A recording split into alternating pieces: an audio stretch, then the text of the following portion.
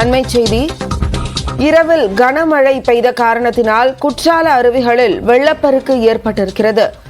இதனால் குளிப்பதற்கு சுற்றுலா பயணிகளுக்கு இடைக்கால தடையும் விதிக்கப்பட்டிருக்கிறது. இரவில் பெய்த கனமழையால் தென்காசி மாவட்டம் குற்றால அருவிகளில் வெள்ளப்பெருக்கு ஏற்பட்டுள்ளது. அண்மை செய்திகளாக பார்த்துக் கொண்டிருக்கிறோம். கூடுதல் விவரங்களோடு செய்தியாளர் செந்தில் இணைப்பில் இருக்கிறார். பேசுவோம். செந்தில், தற்போதைய நிலவரம். ஜெனிபர், அதாவது தென்னகத்தின் ஸ்பா என்றும் ஏழைகளின் ஊட்டி என்றும் அழைக்கக்கூடிய குற்றாலத்தில் ஆண்டுதோறும் ஜூன், ஜூலை, ஆகஸ்ட் மாதங்களில் சீசன் காலமாகும். இந்த வேளையில் இங்குள்ள குற்றாலம் மெயின் அருவி, ஐந்தருவி, புலியருவி, சித்தருவி, பழைய குற்றாலம் உள்ளிட்ட அருவிகளில் அதாவது ஆர்ப்பரித்து வரக்கூடிய தண்ணீரில் உலகத்தில் பல்வேறு பகுதிகளில் இருந்து சுற்றுலா பயணிகள் வருகை புரிவார்கள்.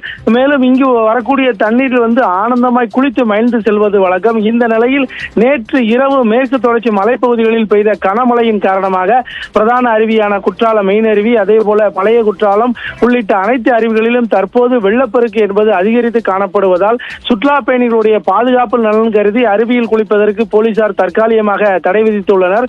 மேலும் இந்த அருவியிலிருந்து வரக்கூடிய சாரல் மலையில் நனைந்தபடி தற்போது சுற்றுலா பயணிகள் செல்போனில் அதாவது செல்பி எடுத்து மகிழ்ந்து செல்கின்றனர். மேலும் அருவியில் குளிக்க முடியாமல் செல்வது ஏமாற்றம் அடைந்துள்ளதாக தற்போது சுற்றுலா பயணிகள் தெரிவித்துள்ளனர்.